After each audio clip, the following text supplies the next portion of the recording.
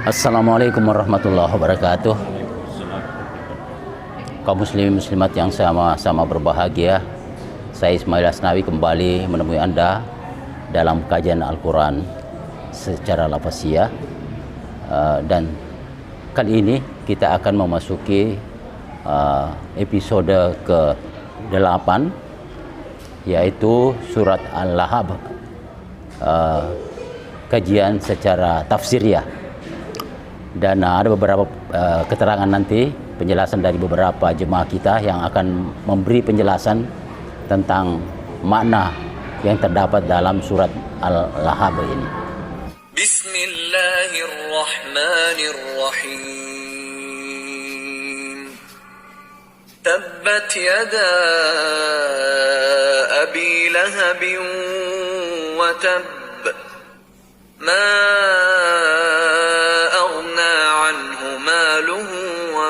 كسب سيصلى نارا ذات لهب وامرأته حمالة الحطب في جيدها حبل من مسد.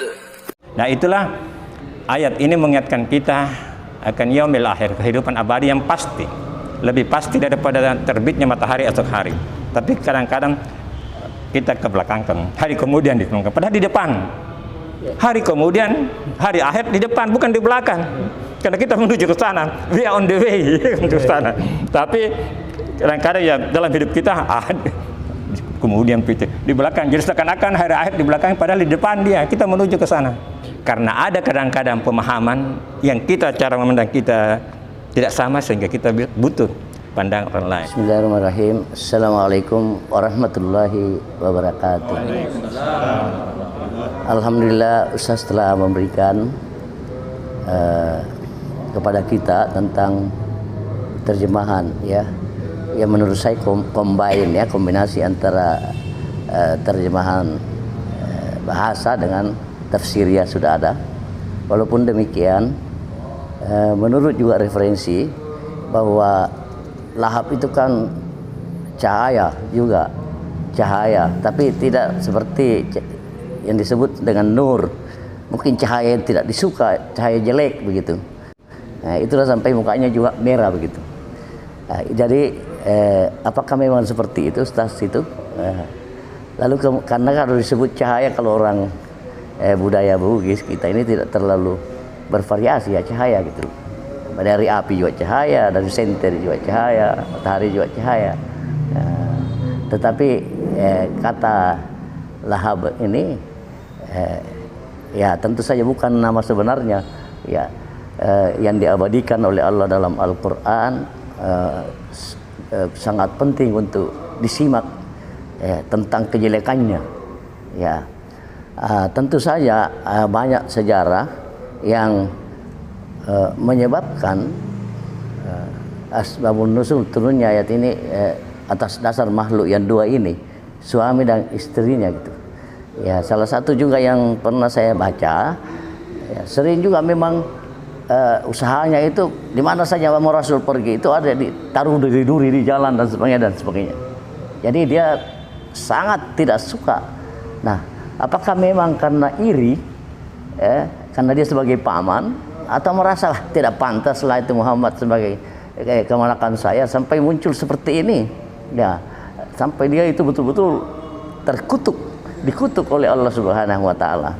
Nah, sehingga menurut hemat saya, terjemahan tafsiriyah dari surah Al-Lahab ini perlu lagi dijelaskan kepada teman-teman kita, ya, baik di keluarga maupun teman-teman pergaulan kita sehari-hari. Assalamualaikum warahmatullahi wabarakatuh. Hamdan wa syukran lillah. Ini istri Abu Lahab ini penyebar fitnah. Jadi kalau dilihat di ayat terakhir, ayat yang kelima, dia ikat lehernya ada tali sabut yang terlilit. Kalau menurut saya ini tidak sadar dia sebenarnya istrinya ini, karena dosanya itu sampai dia tidak sadar dia lilit lehernya, karena dari sini dia suara keluar ini untuk menyebar fitnah, sehingga dia tidak sadar dililit supaya itu suara-suara fitnah itu tidak keluar begitu saja. Jadi Abu Lahab itu adalah julukan. Jadi dia itu tampan dan dia kalau Makassar kata rewa ya, semangat. Kaya dia. Jadi dia kaya dan cocok itu. Artinya dia merasa tidak enak digurui oleh kemanakan. Itu. Dan satu lagi dia kaya. Jadi itu orang-orang kaya di orang-orang Quraisy yang kaya itu, mereka kan punya Tuhan berhala.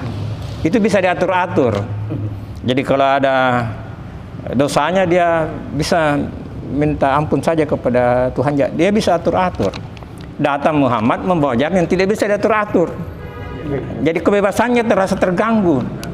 Jadi itu sebabnya dia tidak senang. Sebenarnya sebagai seorang paman dia sayang itu Muhammad. Sebelum jadi nabi dia sayang sekali. Malah waktu lahir itu hakika ya, jadi dipotongkan kambing. Anak laki-laki kemenakannya itu dia senang. Kambing. Jadi dia sayang itu Muhammad. Yang dia tidak suka ajarannya. Karena mengganggu kebebasannya sebagai orang Quraisy yang bisa berbuat seenaknya, bisa mengatur-ngatur Tuhannya. Bahkan kabarnya ada Tuhan itu yang dari roti. Ya, jadi sabtu itu dia makan itu.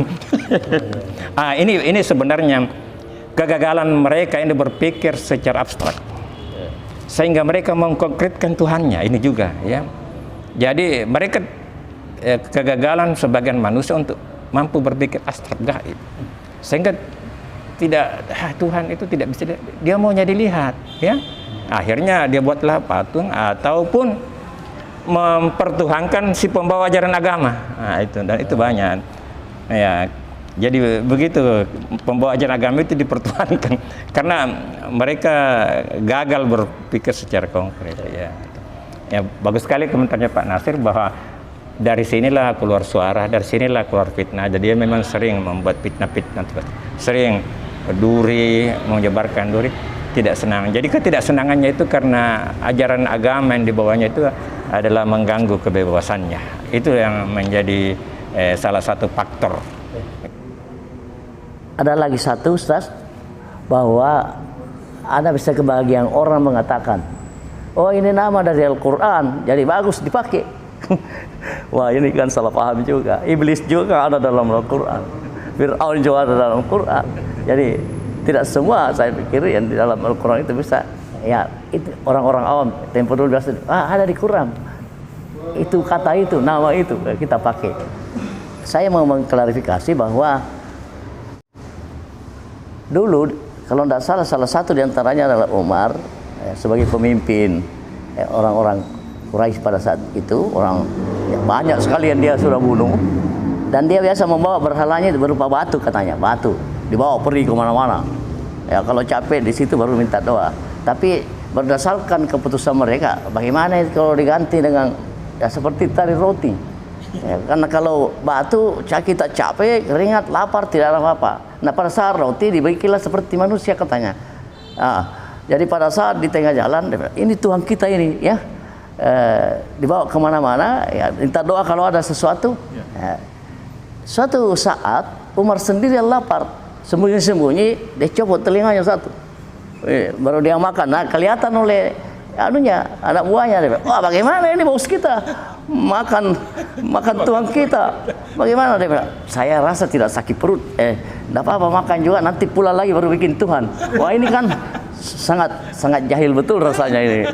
Ini terkait dengan Abu Lahab, bagaimana keyakinan berhala-berhala yang ratusan jumlahnya ya Ustaz ya. Jadi luar biasa ya.